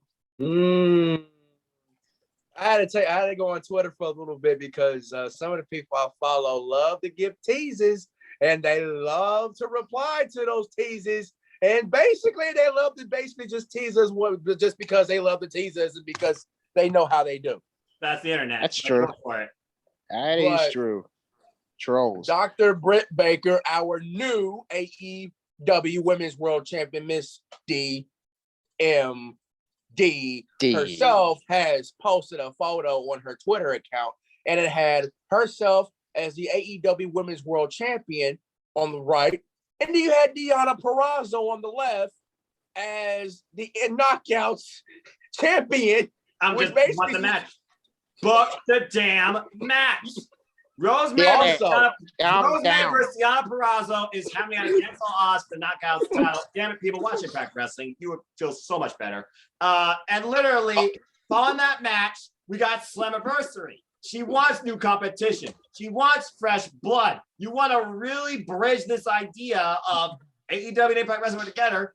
It don't have to be town for town. Not everything has to be belt collector related, but do it as a showcase. Britt Baker versus Deonna Purrazzo. Just book it. Exactly. That would draw. Yeah, exactly. That would draw. But also, Tommy N has replied to a tweet, or quoted a tweet from a tweet that's saying, Tommy, Butcher, Blade, Brody King.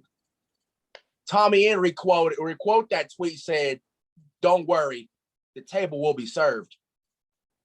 Oh, that'd be an interesting setup right there. Butcher. Interesting. Also,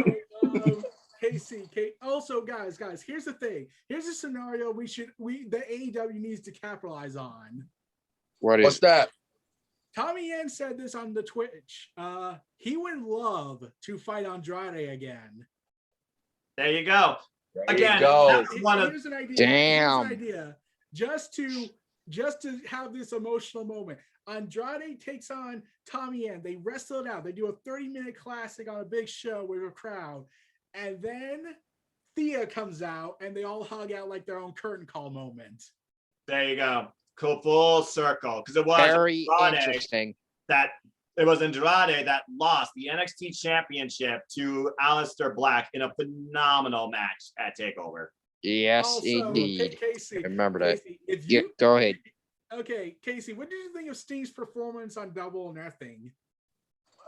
What I thought about Sting's performance is I was so damn impressed because the guy could still go for his age at 62 years old. I mean, Sting is in great shape for 62 years old to be doing that stuff. Yes. I mean, most guys would be retired by now. I mean, not even giving a shit or entertaining the idea. But Sting, that amazes me how much passion he still has for this business. I mean, it tells you he truly loves this business. I mean, he put on a phenomenal performance out there, Double or Nothing, and I was very impressed. Okay, so AEW reportedly gave backstage behind the scenes. AEW had a backstage pop for when Sting did his dive. Wow, that's awesome. Well, guess who didn't like Sting's performance? Who? The Tribalists. Oh God. Oh, I'm and not you want to know what surprised. they did? Okay, Casey, what I'm about to tell you. Okay, imagine this is Dynamite, and this is getting, and I'm gonna give you the fuse to light it because of what you're about to say when I'm about to say something to you. Guess what they try to compare Sting to? Who was that? Okay, they did this. Oh, you all praise Sting because even though Goldberg still wrestles. What? Sting is a lot better in fucking two moves. Oldberg. I mean, all Oldberg did was spear and jackhammer. Spear, jackhammer. I mean, Goldberg. Yeah, people were saying that oh, you like Sting, but what about Goldberg? Because Goldberg still wrestles for our entertainment, except I would like to say Goldberg was not really much of a wrestler. He was a brawler, and even then he gassed out after 2 minutes nowadays. Exactly. I mean, Goldberg cannot even wrestle long matches. I mean, he doesn't have the heart and the passion for wrestling. I mean, the guy could give two shits. I mean, you think about this. He's signed to a multi-million-dollar contract until 2022, and he only is told wrestle 2 times a year. Sting so far has fought 2 times a year and has taken more bumps than him. At 60 plus years of age, I might add. That's pretty damn impressive. Yeah, yes, it is. And okay. Let's see. And while you're looking for one more thing, as we're about to wrap this up, because we're hitting the 2-hour mark, and who wants to do a 3-hour podcast? Tommy Ann did tease one other thing. It looks like here a few hours ago. There's a picture with him and Will Ospreay. Yeah, Will Ospreay joined in. Interesting. Oh, imagine Tommy Ann in New Japan Pro Wrestling. I'm like, he can go to all He'd 3. kill it over there. New Japan and AEW with the partnerships. I can see Tommy Ann and Suzuki good if I'm honest with you. Also, indeed. I was just checking out the AEW rankings, and Adam Page is now number 2. And look who's number 1 for the women. Thunder Rosa. Thunder Rosa. Again, the last match, it did not count for the win-loss record, so technically it's Britt 1, Thunder 0. Yeah. Let's see where I can find it. Okay. So okay. We're gonna have some great CM Punk made, we're just the breeze. You know what CM Punk said? Wait. Oh, wait. That's right. Getting Casey caught up. Casey, what Punk said. Yeah. Oh, okay. Well, okay. Man, what was the other one? Okay. I'm trying to find it. The power of Twitter. It's funny. It's weird a little bit, but it's kind of crazy a little bit. But also, Braun Strowman, yeah, no one in WWE was surprised he got fired. Huh? Yeah, they knew they thought he was leaving. Yeah, apparently. And this is Fightful Select that said this, I think. Interesting. They said that the surprise was not shared by the WWE talent, though, according to Fightful Select. Oh, okay. Well, I mean, again, the talent cares about each other. Be a whole different story. So, I mean, we saw how Liv reacted with Ruby Riott, at least. So yeah, and everything's just gone insane in WWE. Like, and then we talked about Reginald defeating Shayna Baszler. And that was like the neck Chiba Big G spot. Like, we'll close. We'll be gone for 2 hours. So, Casey, I just want you to sum this up, if you can, in one sentence. Here's your challenge: Shayna Baszler, what should she do in WWE? I have no fucking clue whatsoever, because Shayna has been buried beyond recognition when they had Shayna lose to Reginald. I mean, Reginald, I never even heard of the damn dude. I mean, as a wrestler, when you He get looks down like to it, some of a Bob Marley music video. Yeah, he does. He exactly does. He does. When you get down to it, I seen Shayna many years ago in Shayna's prime fight for Strike Force MMA. Strike Force is now defunct when you get down to it. And Shayna fought female professional MMA fighters that were a lot tougher than Shayna. I mean, Shayna even got knocked out by some of them. And when you get down to it, that is unrealistic whatsoever, that they had a Bob Marley wannabe and Reginald beat Shayna. When you get down to it, and what should have happened was,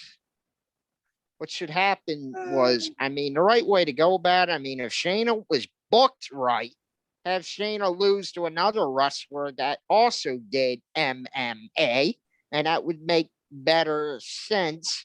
I mean, it doesn't make any sense that Shayna lost to Reginald whatsoever, because I'll tell you why. The management don't like Shayna, number one, and Shayna is already a bust on Raw. I mean, Shayna may be getting up there in age. I mean, because Shayna will be 41 in August, and when you get down to it, I mean, Shayna ain't going to be doing this forever. I mean, ain't going to be wrestling forever. No.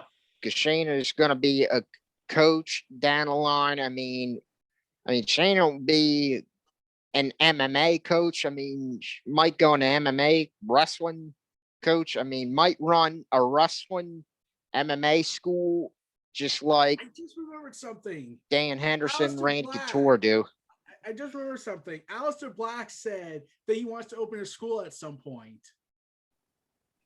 Good for him. And look at what Dustin Rhodes, one of my all-time favorites, is doing. Go check out the Rhodes Wrestling Academy, folks. The students are and one of the students I actually know is becoming a wrestler, by the way, part of Allie's Discord community. So that's to do on Monster Rap. Don't touch me.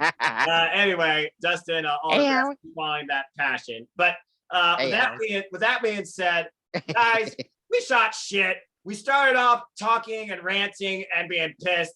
And we started in a high note with fun fantasy book and, of course, our appreciation for wrestling, such as this. But again, we have to wait for Friday night to see what's next for AEW.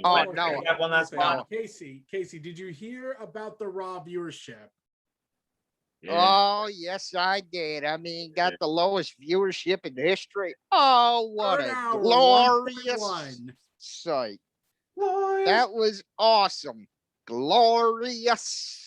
I mean, it's so awesome seeing a viewership sink to new lows. And Noah, I gotta ask you this. What up? What is your reaction to Eva Marie when she posted herself of holding a Raw Women's Championship. Not the Raw Women's Championship, the original Women's The Championship. original. The original championship. Lita, Sable, China. Well, to be fair, during that era, they were still technically called Divas, but at least that time was called the Women's Championship. And as far as Eva Marie goes, I think she is giving herself way too much praise in her own capabilities. I find it ridiculous. And you know what, though? Here's one thing I got to say. Eva Marie thinks she's a legend in her own mind. She cannot come close to them Hall of Famers and Lita, Trish Stratus, Jazz. I mean, Eva Marie could not lace up their boots, and she certainly could not lace up this current era's boots, because when you get down to it, and guys, I thought of something worse.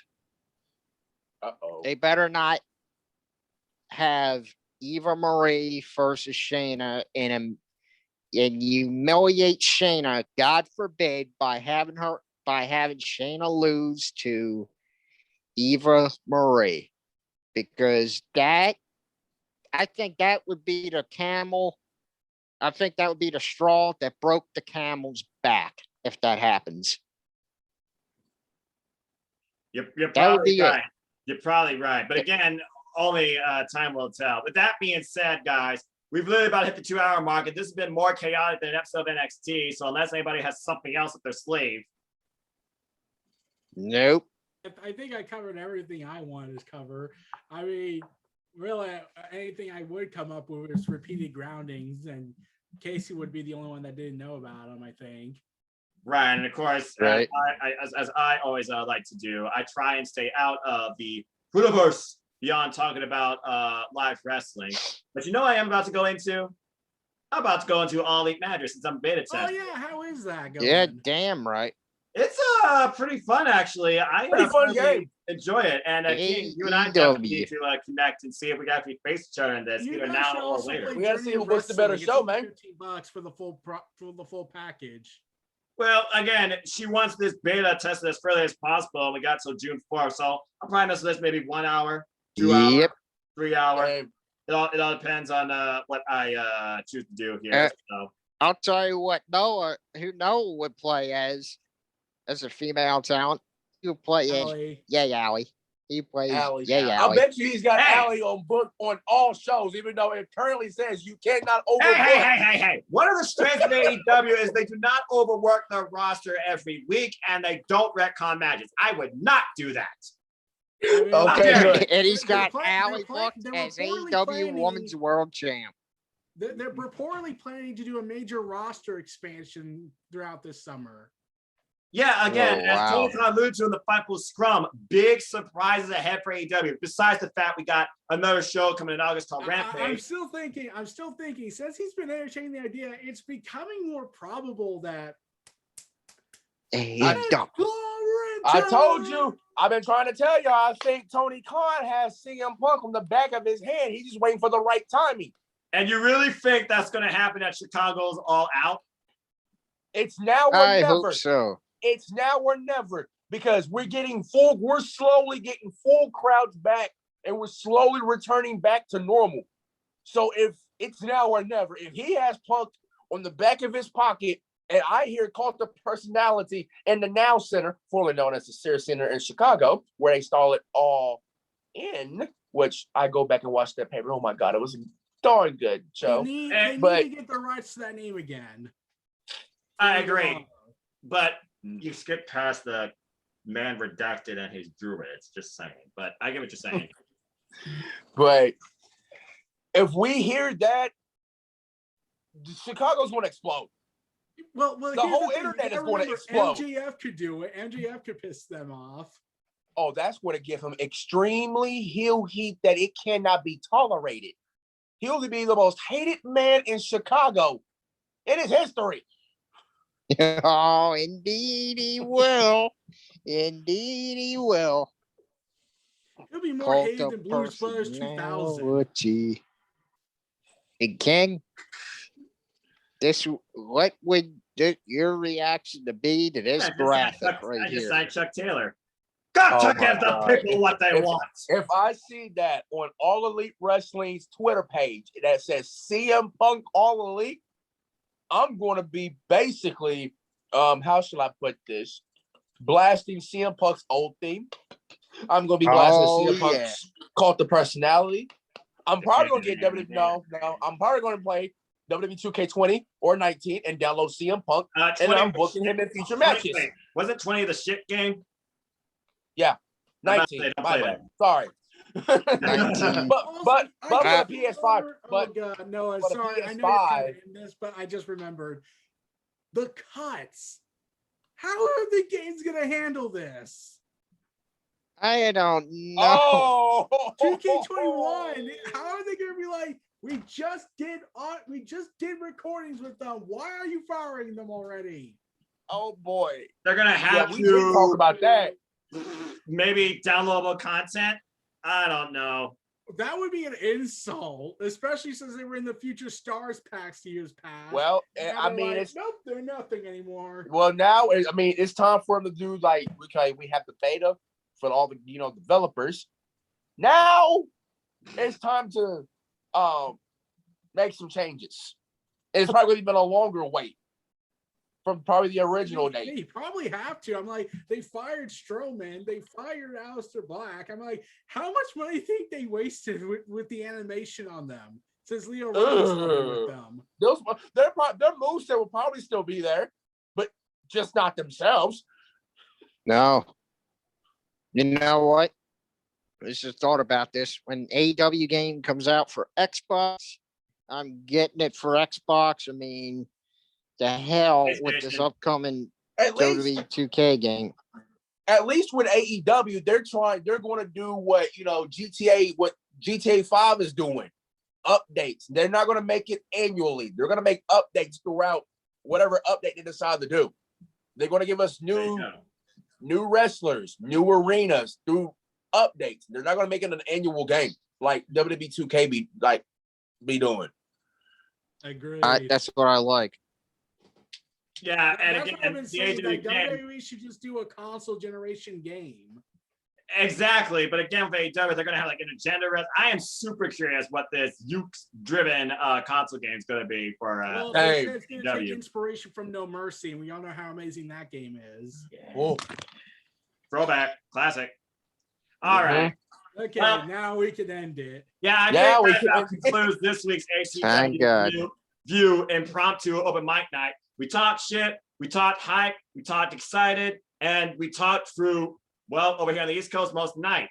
So until next time, folks, follow us, chat with us, challenge our thoughts, and stay tuned for the next time the ATW View comes back with you with all things wrestling. Maybe next week with NXT TakeOver, maybe the following week with Hell in a Cell Revisited, because again, we have retcon matches. Surprise, surprise, right? With that being said, who knows? Maybe there'll be another round of releases that will cause us to be triggered initially, but then maybe later on we'll be a little bit. As far as Reginald Bob Marley, go straight up Nia Jackson's hole. You could never be Shayna Baszler on her worst day. With that being said, I am the Civilman Noah Foster. He's the Inquirer Eric Brown, Preacher Casey Flynn, Ollie King Anthony. And until the next video, we bid you all a fine adieu. Thanks for tuning in to this ridiculously long open mic night ATW View. Goodbye and good night. Bang.